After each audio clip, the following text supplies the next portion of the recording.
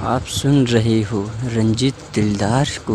आजू जान की हो यार मटकोर रे, आजू मैडम की हो यार मटकोर रे, काले चल जाई हमारा के छोर रे, काले चल जाई हमारा के छोर रे।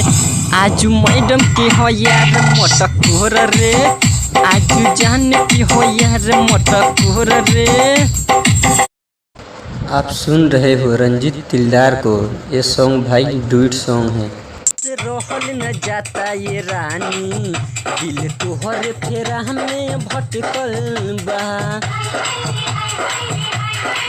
हमसे रहल न जाता ये रानी, दिल तोहरे फेरा में भटकल बा।